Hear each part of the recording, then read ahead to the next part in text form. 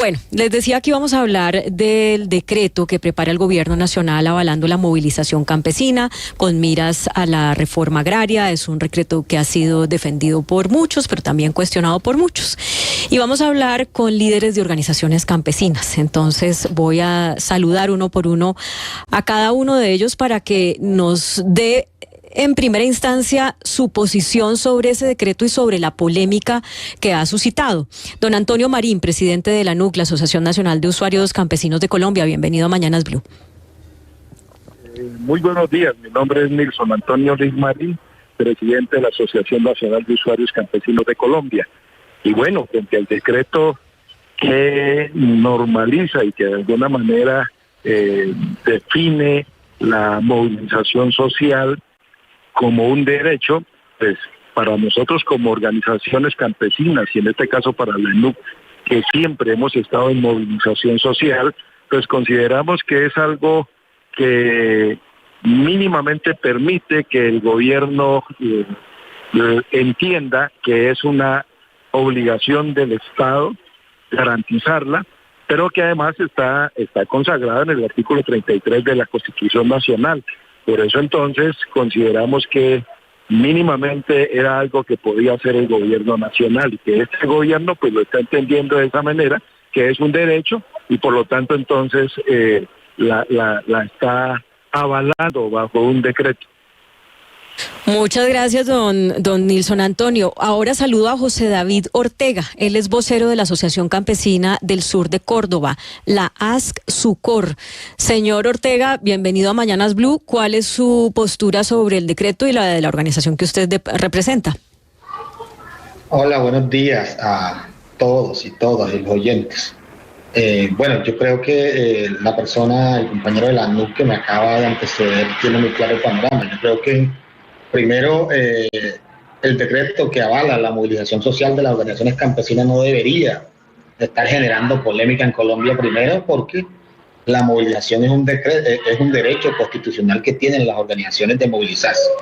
Y segundo, porque creo que es necesario que la sociedad civil, las organizaciones campesinas empiecen a movilizarse en pro de sacar adelante la reforma agraria que por décadas le han negado a Colombia y que hoy el gobierno nacional pone sobre la discusión y tiene la posibilidad, la sociedad civil específicamente, las organizaciones campesinas de participar en ella. Entonces, para nosotros no tendría por qué generarse una polémica porque el gobierno dé garantías a que la gente participe en escenarios de toma de decisión y que puedan garantizarse las posturas de la sociedad civil, organizaciones sociales, organizaciones campesinas en la construcción de la reforma agraria.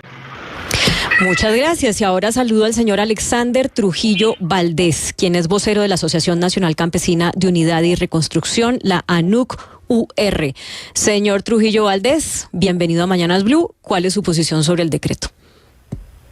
Bueno, muy buenos días. Mi nombre es Alexander Trujillo, asesor político de la ANUC-UR.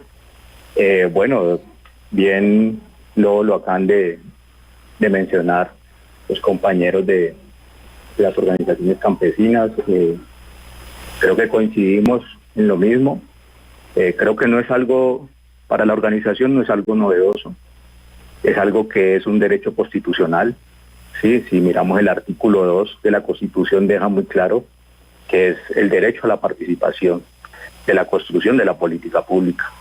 Sí, en ese sentido, como organización, si miramos los procesos históricos, las organizaciones campesinas siempre hemos estado del lado de la construcción del país, ¿sí? En términos de derechos.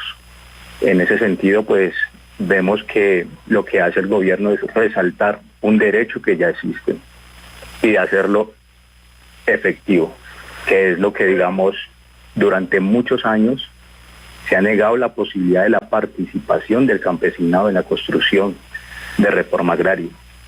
En ese sentido, si ustedes miran, digamos, los últimos años, cómo terminaron ese tipo de participación del campesinado cuando el campesino propone, ¿sí?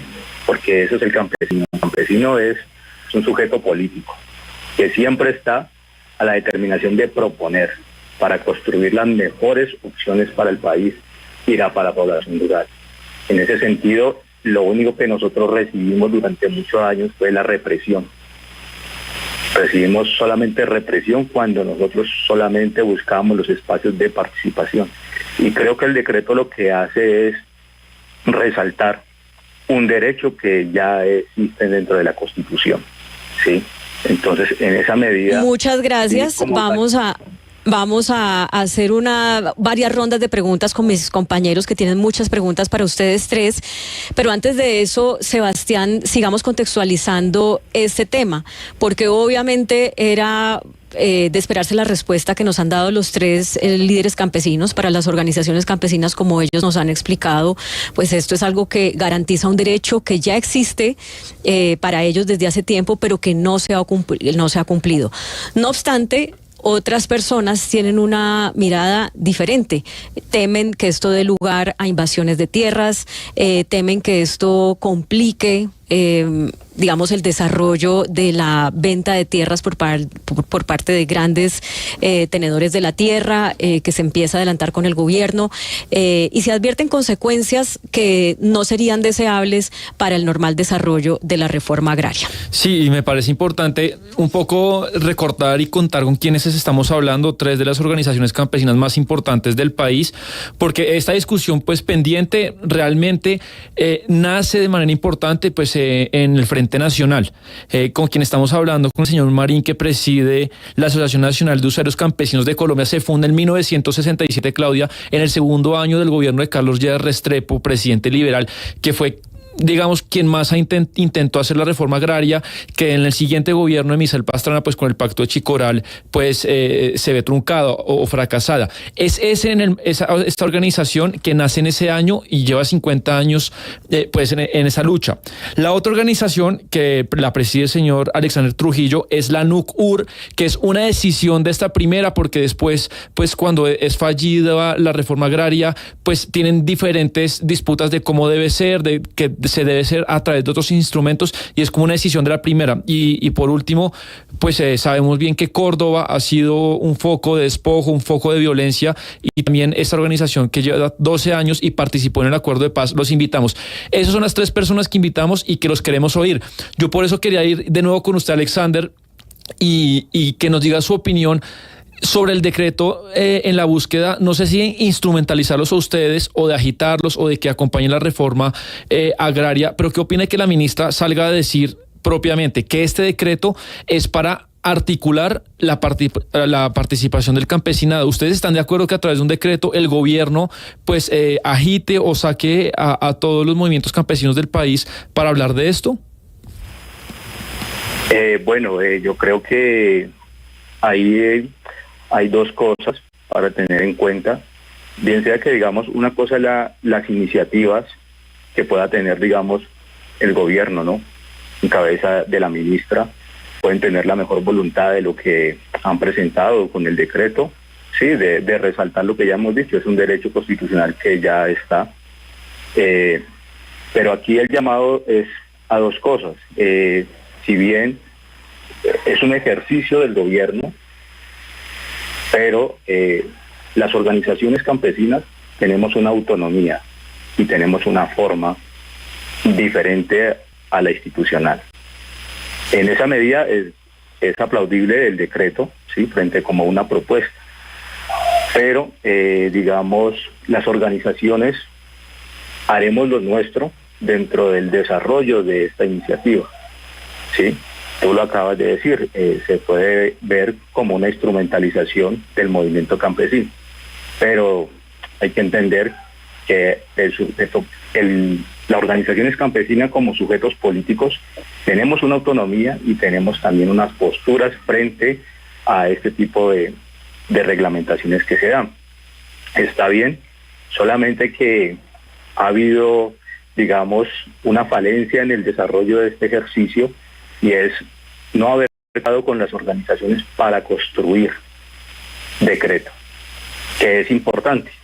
Creo que para nosotros como organizaciones políticas llevamos durante muchos años también pensándonos cómo deben ser las cosas, y creo que ese también es un espacio que se debe abrir desde el gobierno, es no a sacar las normas, sino de construirlas, ¿sí?, con estos sujetos que también podemos aportar en la construcción de esto. Por eso, digamos, pueden haber, digamos, muchas dificultades, porque es algo que le pasa al gobierno en general, es hacer ejercicios de pedagogía, de socializar sus propuestas, ¿sí? Por eso el tema de las reformas han tenido muchas dificultades, porque en territorio, pues, son ejercicios que no se llevan de socialización. Y son ejercicios que terminamos haciendo nosotros como organizaciones campesinas que estamos en los territorios de... Ahí perdimos al señor Trujillo un momento ya.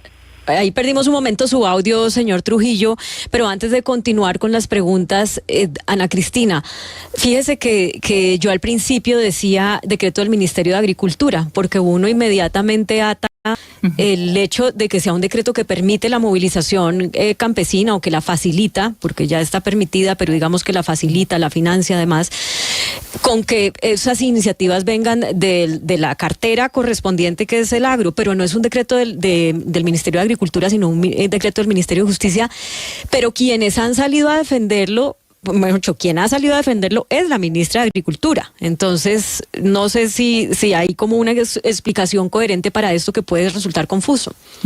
Sí, claro, eso se llama un trabajo interinstitucional, Claudia, y por eso la ministra Mujica ha estado en la defensa de este borrador de decreto que fue expedido el 4 de septiembre y que tiene una serie de puntos. O sea, lo que se busca es precisamente pues que se defienda la reforma agraria a través de la movilización social, y algunos de los puntos esenciales que habla pues es que es un apoyo que le da el gobierno a este mecanismo de democracia participativa directa, y lo que busca es abrir espacios claros y definidos de participación, concertación, gestión y evaluación, y además quieren construir instituciones sociales territoriales fuertes, es decir, que tengan un arraigo territorial fuerte, que se salga todo del centro y que pues esto pase pues a un decreto oficial.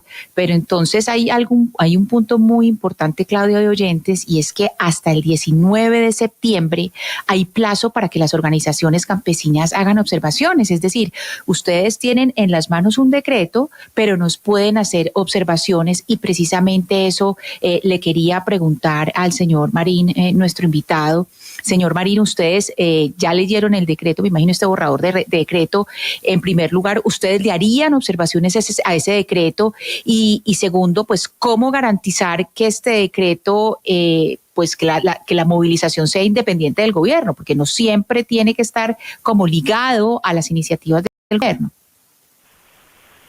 Bueno, sí, nosotros la primera reflexión y obviamente solicitud que hemos planteado es que no es que el gobierno esté que esté obligando o que esté articulando la movilización. Las movilizaciones son autónomas. Nosotros como organización campesina nos movilizamos con decreto o sin decreto, desde el entendido en que tenemos ya un derecho constitucional. Por eso entonces hemos dicho que no se trata de que el gobierno articule o promueva la organización campesina, sino que mínimamente está reconociendo que es un derecho del campesinado para su movilización y obviamente para exigir lo que llevamos nosotros 53 años de vida en lucha permanente por una reforma agraria. Sí, esta otra pregunta es para el señor Ortega, que también nos acompaña, porque ustedes tres son conscientes de que el decreto ha generado una controversia que empieza por el temor de que esto pueda de alguna manera empoderar a las organizaciones campesinas para que el reclamo, los reclamos de derechos y de tenencia de tierras no se esperen hacerlos por las vías judiciales, por las vías legales, sino que de alguna manera este llamado a la movilización pues los empodere para hacer incluso invasiones. Y ante esto, pues, ¿ustedes qué tienen que decir? Bueno, sobre eso yo tengo para decir varias cosas. Primero, acá los que han salido a hacer ese tipo de afirmaciones, que las organizaciones campesinas van a empoderarse para invadir predios, son los mismos que en muchas ocasiones han estado señalados por ser despojadores de tierra. Los mismos que hoy le temen a que se implemente una reforma agraria real en los territorios. Yo creo que el gobierno nacional ha planteado unas discusiones claras, y sobre eso ha planteado que en ningún momento se le va a expropiar tierras a nadie, sino que se va a hacer una reforma agraria que el gobierno plantea comprar unas tierras. Y plantea también legalizar unas tierras que son baldíos y que el gobierno nacional está identificando para la titulación de predios. Aquí se ha generado una tormenta, por así decirlo, en un vaso de agua, porque le conviene a unos sectores de dilatar y de crear una cortina de humo para que no se avance en la reforma agraria. Yo creo que ese es el punto de discusión. Aquí yo creo que los compañeros acaban de decir, claro, las organizaciones campesinas no necesitan decretos para movilizarse ni para no movilizarse. Es un derecho constitucional que está haciendo claro y que están movilizando. Entonces, por eso, por lo tanto, yo creo que no hay garantías de hacerlo. Sí, pero mire, señor Marín, usted que hace parte pues de la estructura de la Asociación Nacional de Usuarios Campesinos y conoce muy bien esa historia desde la época del doctor Lleras, cuando nace la ANUC, le quiero preguntar por qué fue lo que realmente pasó allí en esa fracasada reforma agraria del doctor Lleras. ¿Por qué se lo pregunto? Porque ahora el doctor Petro, el presidente Petro, hace poco retomó otra vez la discusión, la controversia sobre qué pasó con la reforma de Lleras, y hay quienes dicen que todo fracasa con el pacto de Chicoral, pero hay quienes sostienen que lo que ocurrió realmente es que no le dieron al campesino las herramientas suficientes para sacar adelante la reforma. Es decir, le daban las tierras, la Asociación Nacional de Usuarios Campesinos estaba directamente vinculada a la entrega de tierras, pero el gobierno, el Estado, no se encargó de darle las herramientas para que esa tierra produjera, y además las vías y todo lo que acompaña ese proceso. ¿Ustedes no creen o ustedes piensan que en este momento de la historia va a ser distinto? Es decir, que en este momento el gobierno sí le va a dar al campesino no solamente la tierra, porque la sola tierra no es suficiente, sino que le va a dar todas las herramientas para que la tierra sea productiva y esa producción de la tierra se convierta en progreso para todos. Bueno, usted lo acaba de decir, es decir, la historia se ha enmarcado en que muy pocos presidentes han querido hacer reforma agraria. Y en este caso, Carlos Lleras Restrepo intentó hacerla. Sin embargo, el siguiente gobierno lo que hizo fue acabar con esa mínima posibilidad de hacer reforma agraria en el país y de determinarle un derecho del campesinado. Hoy entonces, nuevamente con la apuesta del presidente Gustavo Petro, se vuelve a colocar en el contexto la necesidad de que desde el Estado se promueva, se promocione y se haga la reforma agraria. Nosotros entonces, ¿qué consideramos? Que el temor que tienen hoy los terratenientes, pues claro, ese temor seguirá dándose en la medida en que ellos no entiendan que han sido despojadores, que además también han desplazado, pero que además no han permitido que se haga reforma agraria en este país, porque el poder ha estado concentrado en ellos.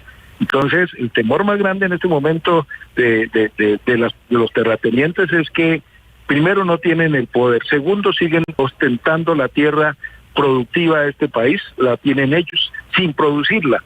Y entonces, hoy hay un temor, y claro, nosotros volvemos y decimos, sin decreto, nosotros nos seguiremos movilizándonos alrededor de una reforma agraria. Acaba de pasar hace 8 días una movilización de la ANUC, donde movimos más de 2.000 campesinos de todo el país para decirle a la Agencia Nacional de Tierras y decirle a Gustavo Petro que respaldamos la apuesta de reforma agraria que tiene. Pero señor Marín, decimos, sí. Sí, pero señor Marín, perdón, le interrumpo porque es que yo creo que ese temor que muestran lo que usted llama los terratenientes del país, los ganaderos también, no es tan infundado cuando comienzan a verse hechos concretos. En el Cesar se tomaron invadieron una finca, y hoy precisamente en el sur de Bolívar, en San Fernando, se invadieron otra finca. Es decir, las posibilidades de que las vías de hecho terminen por imponerse en muchos casos también es latente. ¿Ustedes qué mensaje le envían entonces a quienes están expresando públicamente, como es el caso de los ganaderos, sus temores o sus reservas, porque estos procesos de movilización campesina terminen en invasión de tierras, que sería mucho más complicado, por supuesto? Es que la movilización ha existido y nosotros llevamos 53 años movilizándonos alrededor de la exigencia de reforma agraria. Y claro, pues hoy nosotros, ¿cuál es el llamado que le hacemos a los grandes terratenientes de ese país? Ya hay un acuerdo con el gobierno nacional, y por ahí empezó el presidente Gustavo Petro, haciendo un acuerdo con los grandes terratenientes, con los que poseen la tierra, para que mínimamente en este gobierno se puedan comprar 3 millones de hectáreas. Yo lo que invito es a que sigamos concertando, a que sigamos construyendo un modelo de reforma agraria que le garantice al campesinado que no posee la tierra, poderla tener y poderla poner a producir. No, importante lo que usted dice, también es cierto, pero ese acuerdo pues pasó el año pasado y han pasado unos meses y el acuerdo va mal. Dicho por los mismos protagonistas que en estos micrófonos ha estado el doctor Laforí, han estado pues, la exministra, y eso va mal. ¿Por qué? Pues porque no ha sido tan eficiente como el gobierno quisiera, y también porque está siendo pues muy debatido el instrumento de este decreto, y eso es lo que le quiero preguntar a los tres, y quiero arrancar con el señor Alexander. Si ustedes están de acuerdo con uno de los instrumentos del decreto, que es, nos lo han explicado acá, es usar la figura de extinción de dominio que se usa hoy en día, por ejemplo, para quitarle los activos a los narcotraficantes, pero en este caso lo que se haría es no a través, no un fiscal ni un juez, sino sería vía administrativa. El Ministerio de Agricultura dice, bueno, estas tierras, como ahorita decía el señor Marín, son ociosas, son productivas, pero nadie produce, y vamos a aplicar extinción de dominio y se las quitamos. ¿Ustedes están de acuerdo con ese instrumento? Y quisiera arrancar por el señor Alexander. Bueno, eso yo creo que más de que si estamos de acuerdo o no, pues eso es una decisión del gobierno, ¿no? De qué forma o qué uso le va a dar a estos bienes. Para nosotros, no podemos entrar en esa situación, porque la cuestión de nosotros es mucho más amplia.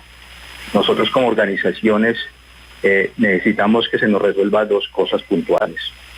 Una, los 10 millones de hectáreas que se nos quitaron a la fuerza, porque fueron quitadas a la fuerza. Compañeros asesinados, exiliados, ¿sí?, desplazados, y esos 10 millones de hectáreas que se nos fueron quitadas por la fuerza, no ha respondido ni siquiera por el 5%. Ahora, hay otra etapa, que es el tema por el acceso a la tierra. Ahí estamos teniendo propuestas con el gobierno diciéndole, mire, aquí están nuestras apuestas productivas para los predios que hemos presentado. No han sido predios que estemos diciendo que estamos en procesos de recuperación de tierras ni nada de eso. Son ofertas que se están haciendo de predios y se le está presentando al gobierno para que los compre, sobre los cuales tenemos unas propuestas productivas y de transformación y de comercialización. Pero ya de cómo de cara a lo que vaya a hacer el gobierno con sus bienes, pues tan solo ellos tendrán que darle respuesta a eso. Nosotros simplemente estamos que se nos determine cómo se nos van a regresar los 10 millones de hectáreas que se nos quitaron a la fuerza y cómo van a permitir el acceso a la tierra a los compañeros y compañeras campesinas que están en espera de ellos. Bueno, son 10 millones de hectáreas, 3 veces más de lo que se tiene contemplado. Y José David Ortega, vocero de la Asociación Campesina del Sur de Córdoba, ¿qué opina usted de la figura de extinción de dominio sin indemnización para recuperar tierras? También se ha generado una serie de señalamientos, y nuevamente retomo lo que decía al principio. Aquí en Colombia, para cualquier punto que genere o que le apunte a reformar la estructura o el status quo que existe, de una se forman cortinas de humo. Primero, este tema de extinción de dominio por vía administrativa no lo ha planteado este gobierno, viene desde hace mucho tiempo, y desde la ley 160 también planteaba lo mismo. Desde que se creó el ENCODER o la ENCORA, no sé, de mucho tiempo atrás se planteaba esto. Y segundo, aquí acaban de decir ustedes, por aquí han pasado varios opinadores o de diferentes sectores. Estaba el presidente Fedecan Laforí, estaba la exministra Cecilia, que también creemos que representa ese mismo sector. Y claro, ellos tienen una opinión muy diferente porque ellos plantean a la opinión pública, al país, a los medios de comunicación que están dispuestos a avanzar en un acuerdo. Pero en la práctica, cuando se le dice en qué va el acuerdo, y que ustedes acaban de decir aquí que dicen que va mal, claro, va mal, porque es que ellos no han ofrecido, no han ofertado tierra. En el departamento de Córdoba, la Fedegan no ha ofertado nada de tierra para la compra. Entonces, ¿cómo el gobierno saca adelante una apuesta que tiene y que además ganó en las urnas? Porque entre otras el presidente Petro planteaba en su discurso y en su programa de gobierno que suscribió que tendrían que utilizarían las herramientas que le da el Estado para sacar adelante la reforma agraria, y eso planteaba, entre otras, que las tierras fértiles que no están produciendo les pondría un impuesto alto o les ofrecería que la vendieran. Eso es lo que plantea el decreto. El decreto lo que plantea es que las tierras fértiles que están en manos de terratenientes y que no están produciendo, el gobierno muy amablemente les ofrece la compra. Pero si no le ofrece la compra y esa tierra no está cumpliendo con su función social, que entre otras aquí escuchábamos esto a Cecilia López por ahí en los medios de comunicación después que salía del Ministerio de Cultura, decir que la función social de la tierra tiene que darse un debate en el Congreso de la República para saber qué es la función social de la tierra.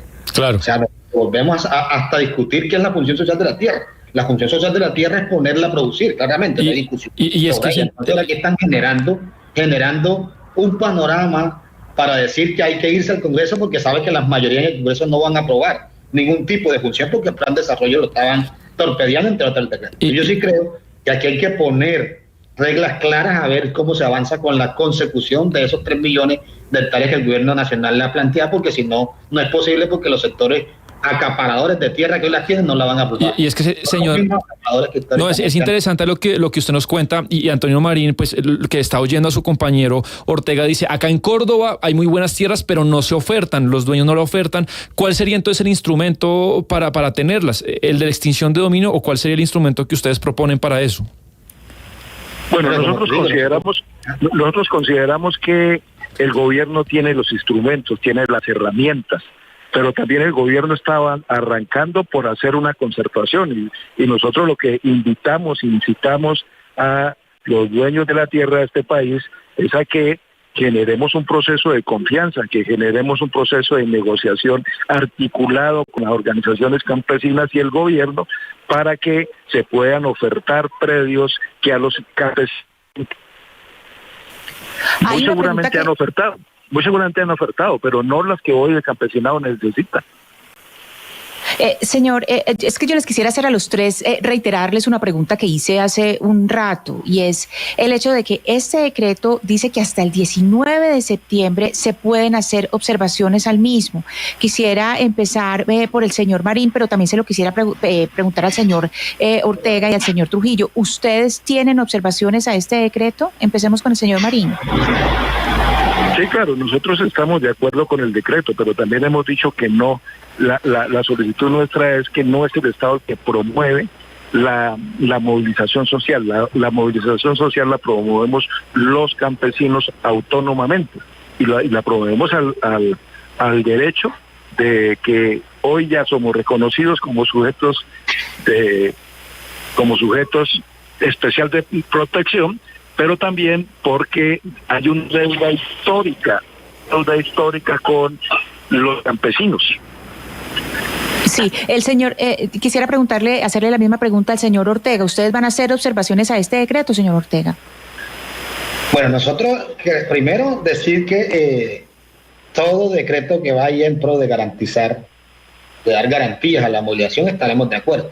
Sobre la forma en que se hace, creo que tendremos algún tipo de reparación primero, porque yo creo que hay que tener en cuenta claramente que las organizaciones campesinas son organizaciones autónomas que no hacen parte del gobierno y que con decreto o sin decreto se van a movilizar, pero que sin lugar a dudas este decreto da una garantía y está planteando eso. Yo creo que aquí lo que la discusión ha estado en torno es que no se entiende el decreto para qué, o sí se entiende, sino que lo tergiversan para generar pánico en Colombia. Yo creo que no debe tenerse de pánico a la movilización, porque pues la movilización históricamente ha existido y ha existido, entre otras, poniendo muertos desde el lado de la población más vulnerable, que es la población campesina que se moviliza. Y siempre cuando haya esa garantía para que no suceda, pues bienvenido las discusiones en la calle. Sí, y el señor Trujillo. Señor Trujillo, ¿ustedes tienen alguna observación para hacer antes del 19 de septiembre? Bueno, nosotros como organización venimos revisando un poco, pero creo que volvemos como a lo que han comentado los compañeros. Para nosotros como de la organización ANUCUR, históricamente, desde nuestro surgimiento, desde el 87, nunca hemos pedido permiso para movilizarnos y nunca lo vamos a pedir. Entonces yo creo que está bien porque el decreto lo que va a hacer es resaltar un derecho constitucional, pero con decreto o sin decreto, como lo mencionan los compañeros, nosotros seguiremos haciendo, ¿sí? Y seguiremos acompañando hasta donde sea necesario.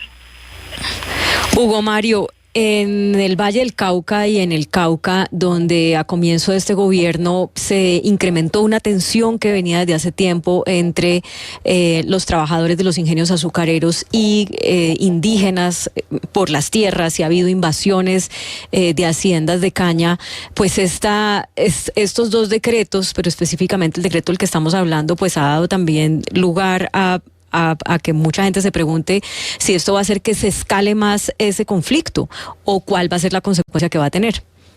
Claro, Claudia, y es que lo que se ha vivido en el norte del departamento del Cauca pues tiene que ver, además de una ocupación de tierras, con hechos violentos. Incluso hay víctimas de esas ocupaciones, hay trabajadores de la industria azucarera que han perdido la vida intentando evitar justamente las invasiones. Y por eso quiero preguntarle a Nilson Marín, señor Marín, el tema de las brigadas solidarias ganaderas que anuncia Fedegan para defender las tierras, para evitar las ocupaciones o invasiones, ¿ustedes cómo lo reciben? Eso que ha anunciado Fedegan, en el sentido de que vuelven esas brigadas solidarias ganaderas a ser utilizadas para evitar justamente que muchos campesinos en Cesar, en Magdalena y en otras zonas de Colombia invadan predios. Bueno, nosotros lo recibimos como una amenaza. Nosotros sabemos que ese tema de las brigadas por la defensa de la tierra de los terratenientes, pues son los que han causado el despojo, el desalojo, la muerte, el desplazamiento de los líderes, y que incluso muchos líderes hoy hemos sido reclamantes de tierra, pues estamos amenazados y estamos con una protección del Estado. Entonces consideramos que esa es una amenaza muy fuerte, que al contrario nosotros lo que decimos es: generemos un espacio de concertación, de negociación que permita hacer el trabajo sin la necesidad de seguir actuando bajo la violencia con la que siempre han actuado los actores que defienden su propiedad. Oscar, uno oye a estos tres líderes campesinos, a quienes por supuesto les agradecemos que nos hayan compartido sus posiciones, y ya tenemos un par de preguntas finales para ellos. Y contrasta con las declaraciones que oímos en los últimos días de líderes agrarios, digamos de la industria, y uno se pregunta ¿qué solución puede tener esto? Y además incluimos las declaraciones del presidente Gustavo Petro y sus trinos, y pues se ve que la cosa está más compleja de lo que incluso estábamos pensando. Y partamos de una base que sin duda alguna el conflicto social, no el conflicto armado, el conflicto social en Colombia tiene que pasar necesariamente por resolver el asunto de la tierra en Colombia. Que lo resolvió toda América Latina, Colombia no lo ha podido resolver. Ese asunto hay que resolverlo. Pero me llama la atención, Claudia, una cifra que planteó en la charla el señor Trujillo sobre el tema de las tierras precisamente. Él habla de 10 millones de hectáreas que ellos quieren que los campesinos en Colombia desean recuperar porque le fueron arrebatadas. Pero uno ve que el gobierno habla de una reforma agraria con 3 millones de hectáreas. Entonces, señor Trujillo, esas 7 millones de hectáreas, ¿dónde están? ¿Ustedes cómo las piensan recuperar? ¿Y de dónde salió la cifra? Perdone que le pregunte de esta forma, pero esas 10 millones de hectáreas, ¿de dónde salieron? ¿Y cómo piensan ustedes recuperar esas 7 millones que le faltarían a las 3 millones de hectáreas, que es la aspiración del gobierno del doctor Gustavo Petro? Ahí hay que hacer una claridad, porque una cosa es la tierra que está planteando el gobierno, que es por el tema de acceso a tierras. Eso es una cosa. Sí. Lo que nosotros estamos diciendo es los 10 millones de hectáreas que le fueron quitados al campesinado en el marco del conflicto armado. Esa cifra la tiene la unidad de restitución de tierras. Son los procesos que están en la unidad de restitución de tierras, donde grandes empresas y terratenientes se adueñaron de las tierras de los campesinos que fueron sacados a la fuerza de sus territorios. Eso lo tiene que resolver la unidad de restitución de tierras. Ya están los procesos judiciales, se tiene que entregar. Pero ¿qué ha pasado durante lo largo de estos últimos gobiernos? Han negado la posibilidad de la entrega de estas tierras a las víctimas. Y eso es un compromiso que debe desarrollar este gobierno, de hacer la entrega de tierras a los campesinos que le fueron quitadas. Esto no es una pero cosa perdóneme, señor Trujillo. Sí. Pero perdóneme, señor Trujillo, digamos que en el caso de tierras arrebatadas o tierras perdidas, también los ganaderos, por ejemplo, perdieron muchas tierras por cuenta de los secuestros, por cuenta del mismo conflicto, digamos, solo que están en la otra orilla, no están en la orilla de donde están ustedes en este momento. Entonces, ¿qué pasaría, por ejemplo, con esas tierras que también perdieron los ganaderos por cuenta del conflicto? ¿Esas no se incluyen? Mira, eso es un tema que yo no te podría decir si estamos en una orilla o en la otra. Eso es un proceso que tiene que generarlo la unidad de restitución de tierras, que son los que determinan si efectivamente esas tierras les pertenecieron a ellos o ellos usurparon esas tierras. Ese mismo proceso lo hemos tenido que hacer nosotros como campesinos. Nosotros hemos tenido que demostrar durante más de 10 años que esas tierras nos fueron quitadas. Después de un proceso de 10 años judicial y de investigación, apenas ahora nos dicen que esas tierras sí efectivamente eran de nosotros. Eso ya lo toma la unidad de restitución de tierras, la que deberá buscar el mecanismo, bien sea de restitución o de indemnización sobre estos predios. Los mismos, si tú me mencionas que han habido personas que también les ha pasado esto, pues tienen que hacer el ejercicio, ¿sí? Con la unidad de restitución de tierras, que es la entidad que determina si efectivamente esos predios les pertenecían a ellos y deberán, digamos, indemnizarles. Bueno, con este tema que estamos terminando es importante para claridad de nuestros oyentes precisar lo siguiente, y es que una cosa son los procesos judiciales que hay por grandes cantidades de restitución de tierras para poblaciones que fueran desplazadas, para poblaciones que fueron obligadas a vender a precios muy bajos, y que incluso desde antes del acuerdo de paz con las FARC pues se venían adelantando procesos que le han permitido a muchas personas recuperar sus tierras y hacer unos procesos posteriores de los llamados terceros tenedores de buena fe, que en algunos casos han conseguido que se les restituyan las tierras que habían sido entregadas a otras personas. Pero eso es una cosa distinta a todo el otro tema que estamos hablando, que es la reforma agraria que quiere hacer este gobierno, que contempla la adquisición de 1,5 millones de hectáreas, que va lento y que en los últimos días, por cuenta de estos dos proyectos de decreto, pues ha generado un montón de suspicacias y un montón de declaraciones que nos vuelven a retroceder en la historia de cómo podemos salir en Colombia de este conflicto que nos lleva a ser un país en el que buena parte de la tierra está en manos de pocas manos y hay muchas manos reclamando tierra para poderla trabajar. Y si el gobierno les da los apoyos para que la puedan hacer fértil, porque si no, pues es un fracaso, como ya se ha demostrado en otras iniciativas. Quiero agradecerles muchísimo al señor Nilson Antonio Marín, presidente de la ANUC, al señor José David Ortega, vocero de la Asociación Campesina del Sur de Córdoba, al señor Alexander Trujillo Valdés, vocero de la Asociación Nacional Campesina de Unidad y Reconstrucción, por acompañarnos en Mañanas Blue. Que tengan una feliz tarde. Muchas gracias. Muchas gracias.